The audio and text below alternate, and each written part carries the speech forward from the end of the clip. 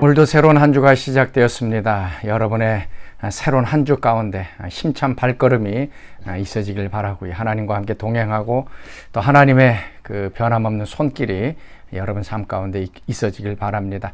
특별히 오늘 금요일서부터 우리 차갑선 목사님 모시고 말씀 부흥에 우리 갔습니다. 여러분 기도해 주시고 또 많이 참석해 주셔서 놀라운 영적 부흥이 또 우리 교회 가운데 이루어질 수 있기를 바랍니다. 자, 오늘 우리에게 주신 하나님 말씀 사사기 6장 25절에서 32절 말씀까지입니다. 그날 밤에 여호와께서 기드온에게 이르시되 내 아버지에게 있는 수소 곧 7년 된 둘째 수소를 끌어오고 내 아버지에게 있는 바알의 제단을 헐며 그 곁에 아세라상을 찍고 또 이 산성 꼭대기에 내 하나님 여호와를 위하여 규례대로 한 제단을 쌓고 그 둘째 수소를 잡아 내가 찍은 아세라 나무로 번제를 드릴지니라 하시니라. 이에 기드온이 종 10사람을 데리고 여호와께서 그에게 말씀하신 대로 행하되 그의 아버지의 가문과 그 성읍 사람들을 두려워하므로 이 일을 감히 낮에 행하지 못하고 밤에 행하니라. 그 성읍 사람들이 아침에 일찍이 일어나 본즉 바알의 제단이 파괴되었으며 그 곁에 아세라가 찍혔고 새로 쌓은 제단 위에 그 둘째 수소를 드렸는지라 서로 물어 이르되 이것이 누구의 소행인가? 하고 그들이 캐어 물은 후에 이르되 요아스의 아들 기드온이 이를 행하였도다. 성읍 사람들이 요아스에게 이르되 내 아들을 끌어내라.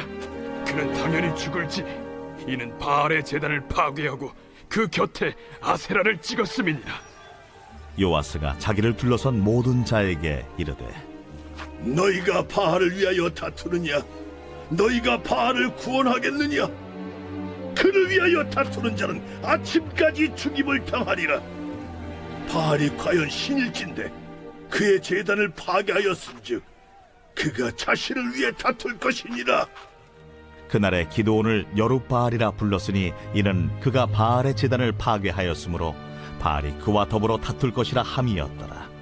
이제 하나님께서 기드온을 사사로 부르셔서 미디안을 정복하시는 또 계획을 이제 말씀하고 있습니다.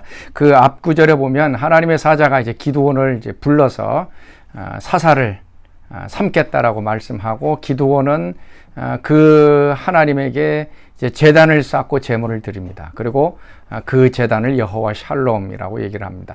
그 제단을 쌓았던 그 저녁에 밤에 하나님께서 다시 또 기드온에게 나타나서 바알 우상을 다 무너뜨리라고 하는 이런 명령을 내립니다. 기드온의 아버지가 이 바알 숭배의 어떻게 보면 리더의 역할을 했던 그런 모습입니다. 그래서 기드온의 그 집안에 바알과 아세라 그 신전이 있고 아마 그 아버지가 그것을 관리했던 것 같습니다.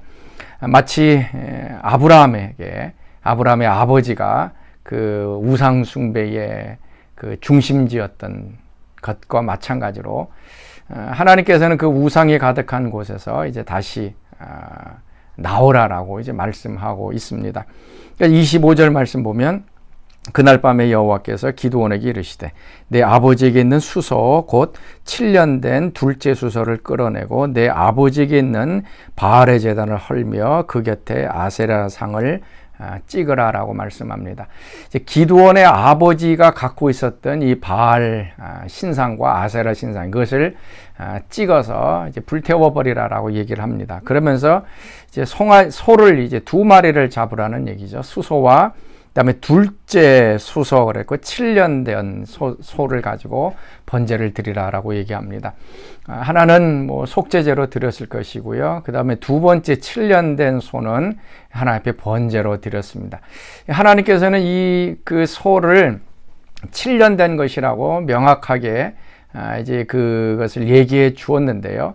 이 7년 된 수소의 또 의미는 이렇습니다. 이제 6장에 보면 미디안이 이스라엘 백성을 압제했던 때가 이제 7년이었습니다. 그래서 어떻게 보면 7년 된 이 수소를 가지고 번제를 드렸다라는 것은 이제 미디안에게 억압했던 7년의 모든 그런 억압과 고난이 이제 끝이 난다라고 하는 그런 상징적인 이제 의미가 있게 되어지는 것입니다. 그래서 기드온은 그 말씀 그대로 이제 밤에 10명의 사람들과 함께 가서 바알의 상을 다 부숴버리고 그 옆에 있었던 그 아세라 신상도 다 부숴버리고 그 나무를 가지고서 하나님의 제단을 쌓습니다. 26절에 보면 또 이 산성 꼭대기에 내 하나님 여호와를 위하여 규례대로 한 제단을 쌓고 그 둘째 수소를 잡아 내가 찍은 아세라 나무로 번제를 드릴지니라.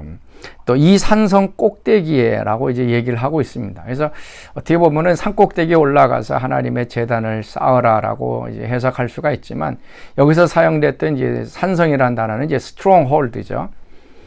뭐 뒷부분에도 나오지만 이 바알은 stronghold입니다. 아주 우상숭배로서 강한 영적인 그러한 거점이었습니다. 그래서 그 바알 신상을 부서뜨리고 놨던 그 자리에 그 위에다가 하나님의 제단을 쌓고 또 7년 된 수소를 번제로 하나님께 드리라라고 이제 하나님께서 말씀하신 것입니다.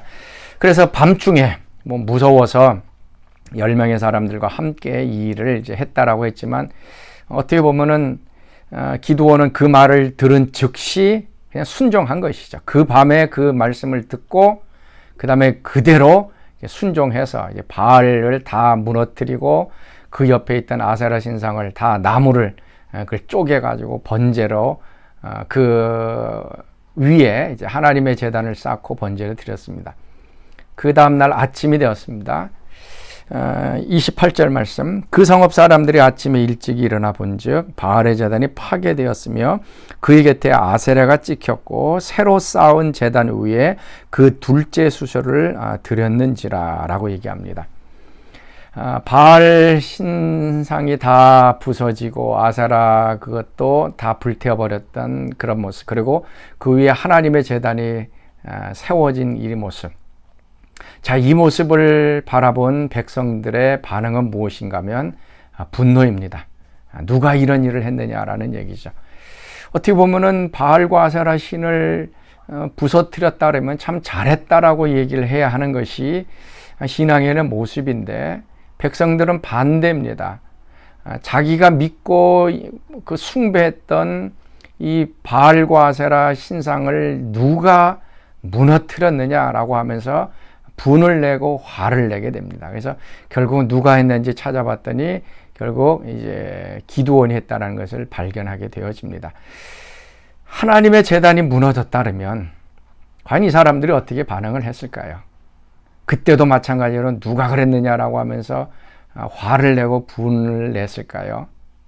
아마 그렇지 않았을 것입니다. 왜냐하면 그들의 마음속에 중요한 것은 하나님의 제단이 아니고 그냥 바알이었거든요. 바알 우상 숭배를 했기 때문에 그랬던 것입니다. 오늘 이 백성들의 상황을 바라보면서 오늘 우상이 무엇인가라고 하는 것을 좀 명확하게 우리가 좀 깨달았으면 좋겠습니다. 많은 사람들이 저의 삶에는 우상이 없습니다. 하나님의 제 삶의 모든 것입니다. 라고 얘기를 합니다. 그러나 이 우상이라는 것은 드러나진 않지만 어떤 것이 우상인지 오늘 한번 잘 살펴볼 수 있길 바랍니다. 우상은 내가 의지하는 겁니다. 철저하게 의지하는 것입니다. 하나님 대신에 더 의지하는 겁니다. 특별히 이 바알신은 가나안 땅의 그 농경신이었습니다. 이 날씨를 주관하고 또 비를 내리고 풍요를 주는 그러한 신이었습니다. 그러니까 농사를 짓는 이스라엘 백성들에게 있어서는 너무나도 중요하죠. 비가 오지 않으면 하나님보다 이 바알에게 달려가서 비 좀 달라고 내려달라고 기도하는 거예요. 그래서 가장 자신의 삶에 중요한 것이 바로 이 우상입니다. 그리고 이 우상이 무너졌을 때 우리로 하여금 분노하게 만드는 것, 이것이 우상입니다. 다시 한번 얘기합니다. 이것이 무너져 내렸을 때 내 속에서 화가 치밀어 올리는 것, 이것이 내가 섬기고 있었던 우상이다라는 얘기입니다. 돈을 우상으로 섬기는 사람은요, 돈이 좀 줄어든다든지 돈이 없어지면 화가 납니다. 분노가 납니다. 왜냐하면 돈을 의지했기 때문에, 그 돈이 없으면 자신의 삶이 지탱되지 않는다는 걸 알기 때문에 돈이 좀 줄어들면 분노가 나고 화가 납니다. 돈이 우상이 아닌 사람은 어떻습니까? 요번에는 좀 돈이 조금 들어왔네. 하나님께서 그 다음에 더 많은 거 채워주시겠지. 걱정 안 해도 돼. 돈이 우상이 아닌 사람은 화가 나지 않습니다. 그런데 돈이 갑자기 줄어든든지 돈이 다 사라져버리고 마면 화가 나는 그런 사람은 돈이 그 사람에게 우상이 되어져 있는 것입니다.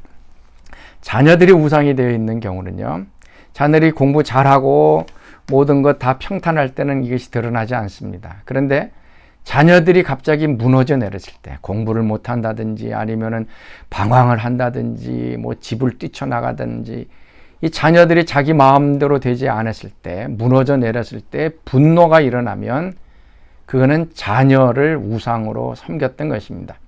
자녀가 마음대로 안 되고 자녀가 불순종하고 방황을 하면 모든 아이들이 그런데 저렇게 해야 또 성숙하는 거지. 또 어느 정도 시간이 지나면 다시 돌아올 것이다. 이런 사람은 자녀가 우상이 아닙니다. 자녀의 부모로서 자녀를 케어하는 사람이죠. 근데 자녀가 우상이 되어 있는 사람, 자녀에게 목을 메어 있는 사람은 자녀가 잘 돼야 되거든요. 근데 자녀가 안 되니까 속에서 분노가 일어나게 되어지는 것입니다. 외모를 우상으로 섬기고 있는 사람, 갑자기 외모가 얼굴에 뭐가 난다든지 아니면 얼굴에 변화가 있어지면 화가 나는 그런 사람이 있습니다. 이게 얼굴 가지고 인생 살아왔는데 이것이 무너져 내리면 나의 모든 것이 무너진다라고 하면서 화가 치미는 사람. 또 소원, 우리가 간절히 기대하고 바라는 것들, 이것이 소원이 우리의 우상이 될 수가 있습니다. 우리의 비전이 될 수도 있고 계획이 될 수도 있고요. 갈망과 소원. 특별히 이제 오랫동안 우리가 이것을 소원하면 그것이 우리의 우상이 됩니다. 하나님보다 내 소원과 내 계획이 훨씬 더 강해져요. 그래서 그 소원이 이루어지지 않으면 속에서 열불이 나고 분노가 일어나죠. 권력도 마찬가지입니다. 우리 파워, 권력과 명예도 어떻게 보면 이 두려움 때문에 권력의 의지가 나타납니다. 그래서 권력을 다 잃어버렸을 때, 명예를 다 잃어버렸을 때, 이제 하나님께서 나를 더 겸손하게 하시는가 보다. 하나님께서 더 기회를 주시면 더 높여주실 것이다. 이렇게 생각하는 사람은 권력이 우상이 아닙니다. 그런데 권력의 의지를 갖고 있는 사람은 조금이라도 자신의 명예를 훼손하고 자신의 권력이 줄어들면 그냥 분노가 일어나는 그런 사람입니다. 자, 사랑하는 성도 여러분, 오늘 하루 내가 잃어버렸을 때 나를 분노하게 만드는 것이 무언가 한번 잘 살펴보실 수 있기를 바랍니다. 그것은 하나님 아닌 다른 것들입니다. 숨겨져 있어서 우리가 잘 볼 수가 없는 부분입니다. 그래서 그것이 무너져 내렸을 때 나로 하여금 화를 나게 만드는 그것, 오늘 기드온이 그 바알의 우상을 무너뜨립니다. 그리고 아세라 신상을 찍어서 그것을 땔감으로 삼아서 하나님께 제단을 올리고 그 위에 하나님의 제단을 세웠습니다. 오늘 우리가 해야 될 것이 내가 믿고 의지하고 있었던 이 우상들을 한번 좀 깨트려 버릴 수 있기를 바랍니다.